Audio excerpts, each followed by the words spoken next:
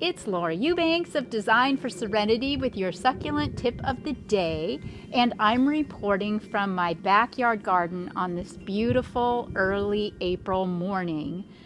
This shell, this is not a real clam shell, this is a porcelain container, has been underneath the raised tapestry bed for like over a year, and I haven't done anything with it. And almost every time we do a walkabout Wednesday, I say, oh yeah, one of these days I'll rework the shell with you. Well, this is the day. So how many of you have got a container in your yard, on your balcony, in your house that looks like this, that is a hot mess? This was beautiful in its simplicity when I first planted it out. We've got this Graptopetalum superbum. I've got Graptocetum ghostii. And look at how it has grown. It's just out of control. So here's my plan.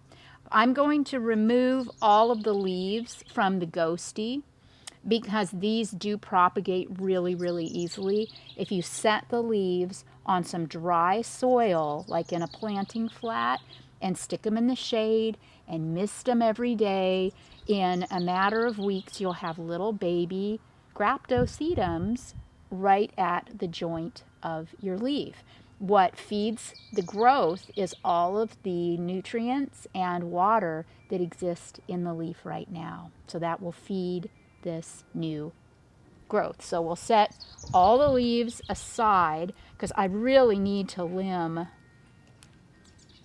this Graptocetum up a lot.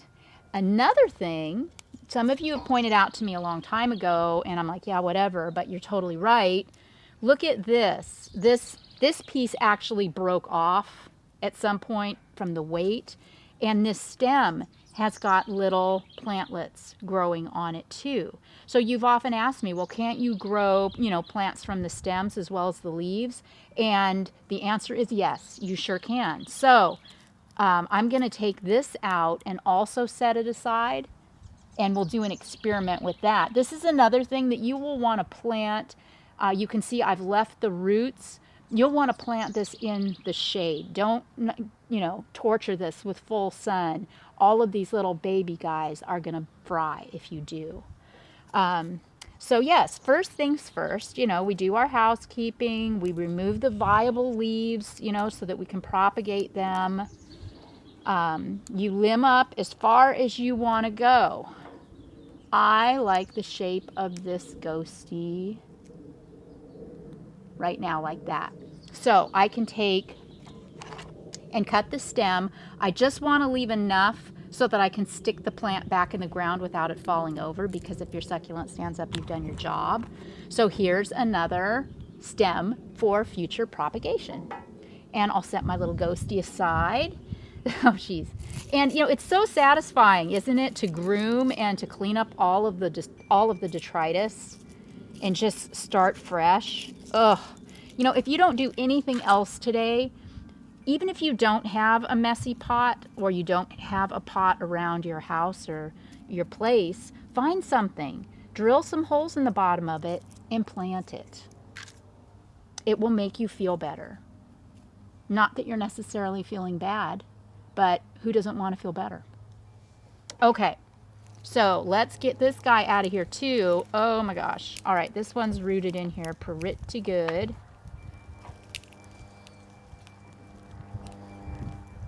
There is a lot going on here. Ugh. Okay, so look at what we have going on here. We have, in addition to the longest stem in recorded history, we've got an offshoot with a bloom spike. So this is going to flower, and that's all well and good. Can you also, propagate these guys, these baby leaves? Maybe. It's just kind of a race. If you can get growth here before the leaf runs out of water and nutrients, then you've got success. If this little leaf runs out of water and nutrients before it sets a viable new plantlet, you're not going to have success. So you're not going to bat 1,000, guys. Every leaf is not going to work. That's why you try using a lot of them. Oh, Greg's little watch phone is going off right now. His Apple Watch. Okay, so more leaves. Look at all of these leaves. Oh my gosh, this is exciting. Okay. There's 2. Here's another Graptosedum ghostii that branched off of that main branch that I may want to use. So we'll limb that one up too and set it aside. Then I will set these roots and this branch aside, and we will plant it and see what happens on this stem. I have a feeling, you know, that if you've got the time and inclination to really work with propagation, you could have yourself quite a little nursery off of just one plant.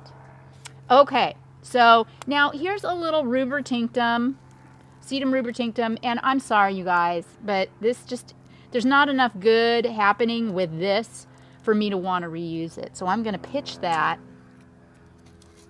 clean up some more of the detritus, because that is what I do indeed live for. I had also popped in some black lava rubble.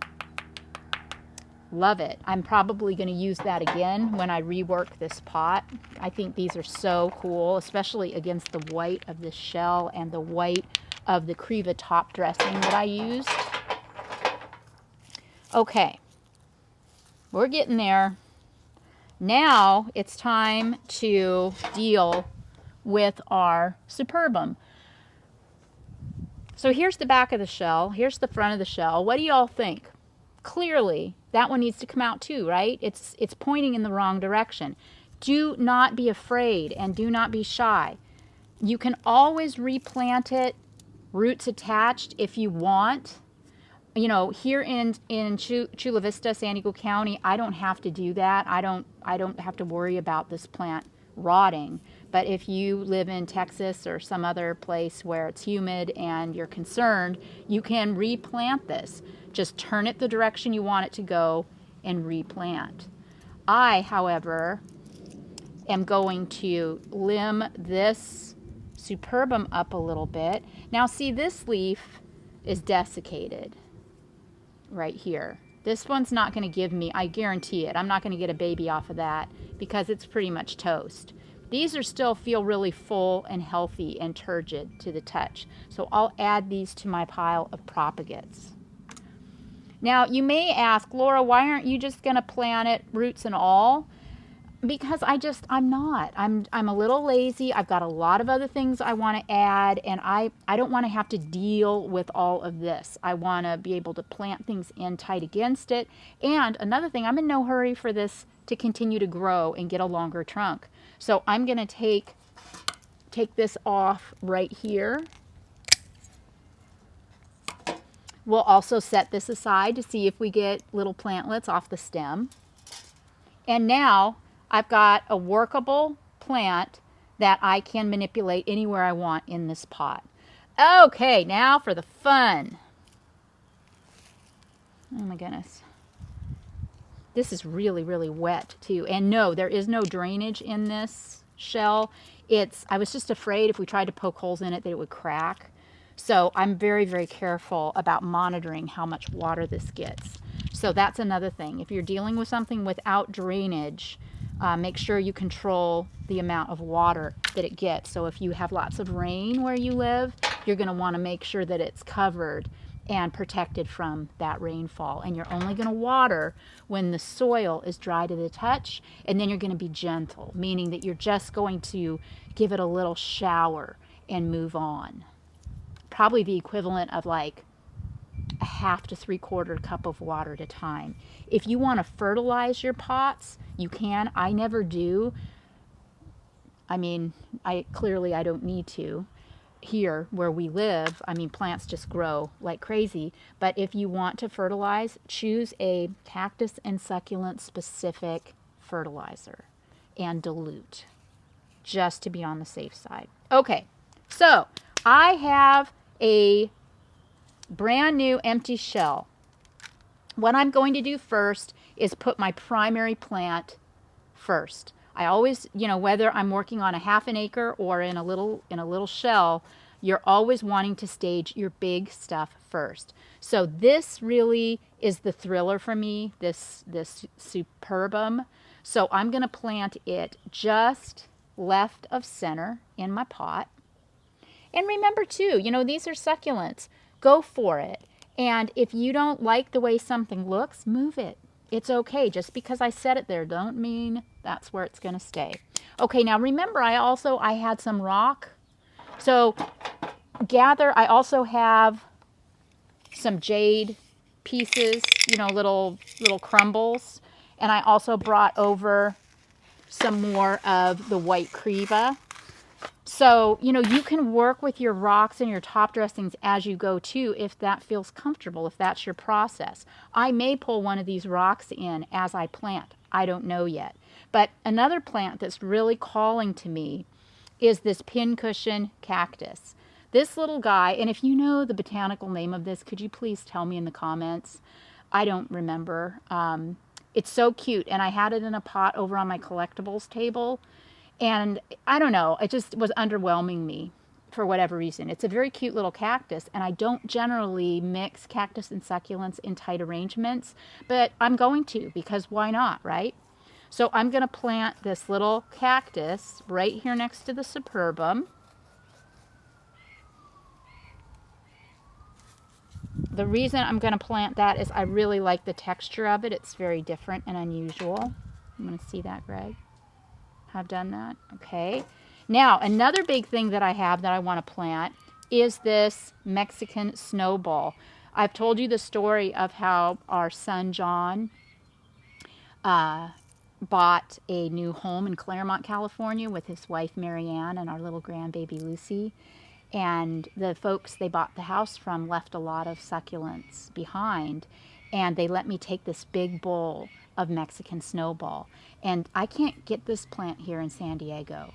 And it's such a cool hen and chick. It's a clumper. So I broke the Mexican snowball all up, and I have it popped in all over my garden because every time I look at it, of course, I think of my son and his family. So I'm going to plant this cutting right behind the superbum. I just like it, Why are you doing that, Laura? Because I like it. I like the way it looks. Remember, this is a very subjective process. If you like it, it's great. So now I feel like I do want to tuck in one of my big rocks. And this is an arrangement. I'm working backwards, but that's okay. It's going to be enjoyed from the top looking down. This isn't something that I'm going to have at eye level or up on a table. This is something that I stage on the ground. So that's important too when you're putting your arrangements together. How is it going to be viewed? So it's going to be viewed down this way, and that means that it's important to stage accordingly.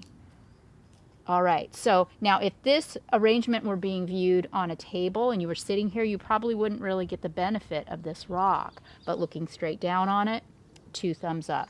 So think about that. Okay, love that rock there. It's screaming now for another one adjacent. So I'm going to put an adjacent rock right here. I think also what I'm doing here is I'm kind of trying to subtly divide the succulent from the cactus. That feels really good to me. I have another really neat new addition, this Sedivaria hybrid. This is something that I don't have anywhere in my garden for whatever reason, but isn't that super cool? Love it. And I love that it's getting ready to flower. It's just so sweet and pretty. So I'm going to set one of those right here next to the snowball. You notice that I'm starting to pull smaller plants closer to the edges of my arrangement. That's really important too. And this is just a little mix succulent pot that I got from Oasis. So see how I'm removing most of the roots? Because I just don't want to deal with that. I want to deal with a bunch of roots. So I love the color on that. It looks like California Sunset to me, which is a sedum. Okay, love that. Then maybe, and in case you haven't noticed, I'm just spitballing here, guys, which is what I really encourage you to do. Don't think about it too much. Just do it, and then step back and admire your handiwork. So I'm going to do another one of those Setivaria right here. Oh, love it. Love it. And now how about another, maybe this. This looks like Sedum Adolphi, and this is going to turn much more orange as I distress the roots and pull most of them off. I'll set this guy right here. And then I need a third element right next to it. So we'll take this, which was part of the original arrangement, right? This ghosty. And watch how easy it is to work with this without any roots. See, I mean, that's probably, that's the main reason I do that. When you have roots attached and soil, you just have to fuss more. And who has time for that? I'm busy. And I'm sure you guys are too. Okay, so I can already see this really, really taking shape. And this arrangement right now, if I were just to top dress it, that could be a really cool thing and it would be really pretty. But I'm just feeling, I don't know, I guess because it's spring, I just want to do more in here. So I'm going to keep going. I'm going to work more of these ghosty cuttings into my arrangement. Here's another Setivaria. I love these, and I think they're super focal, so I'm going to go one here, and then adjacent. I'll do a third one over here, and that will tie, yeah, visually that really, really balances the arrangement. If you can take your colors and textures and stage them, in, once again, 1s, 3s, and 5s. All right, so ooh, here's another one of the California Sunsets, that really cool pink. Let's pull another one of those in here. So I've got 1, 2, and crap, I don't have 3. Freak. I really want a third, but I will take something that mirrors the shape and plant it over here. We'll get away with it.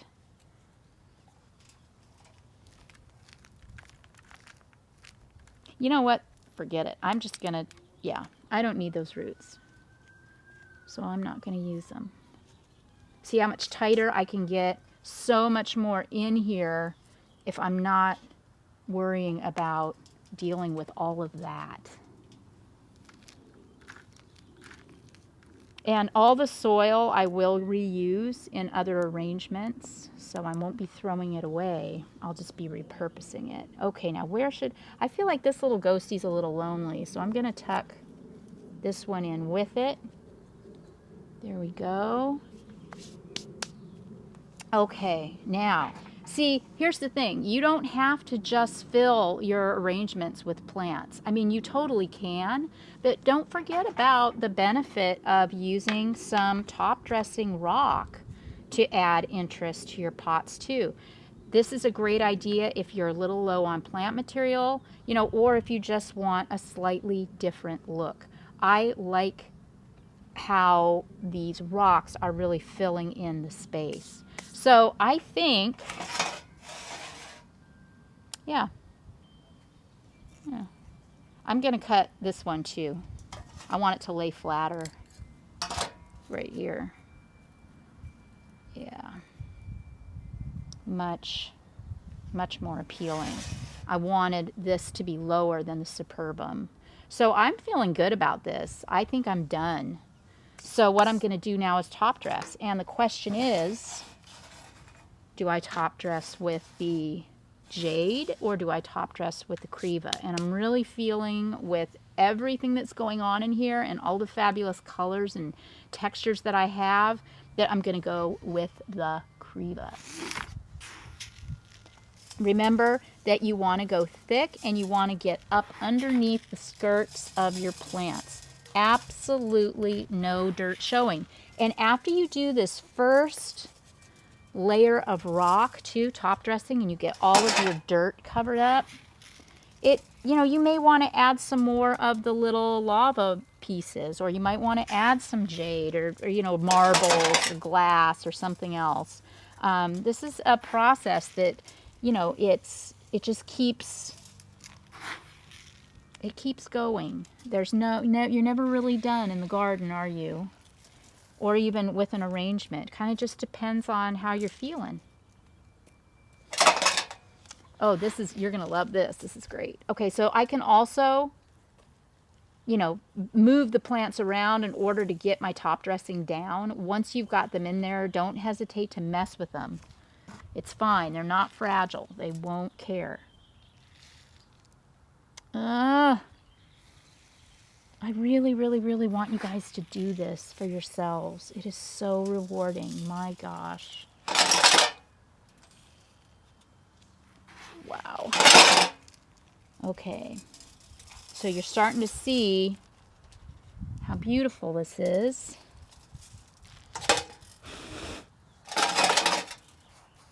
Okay. Now, how's it look? Have I got all the dirt covered? Here's a little bit right here that needs to be addressed. I don't want to touch that cactus. Okay.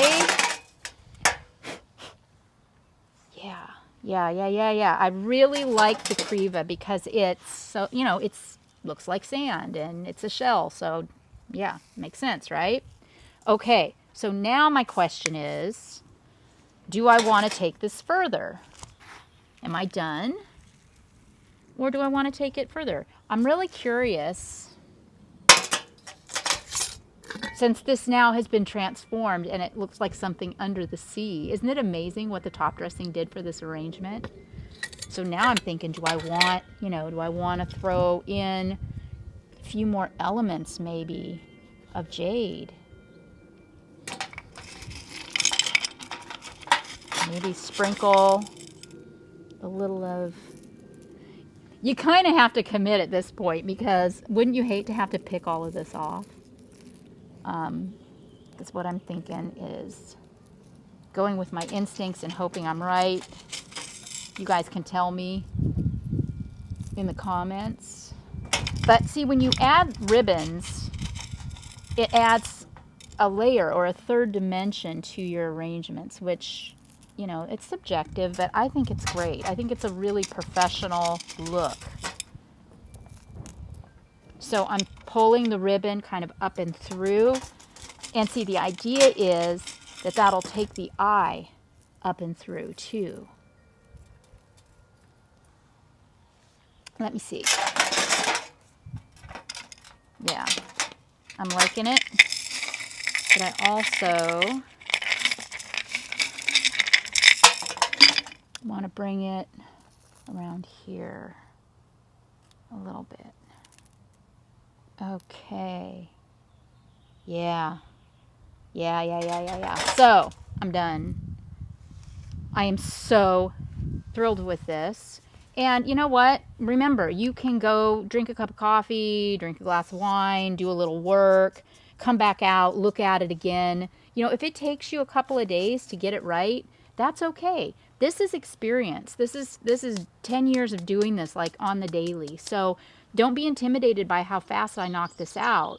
I encourage you just, get your materials together first, gather everything you think you might want to use, have it all available to you, do your first draft, and like I said, go away from it and then come back. And if you want to make tweaks or adjustments, you can. So here's what I want you to do.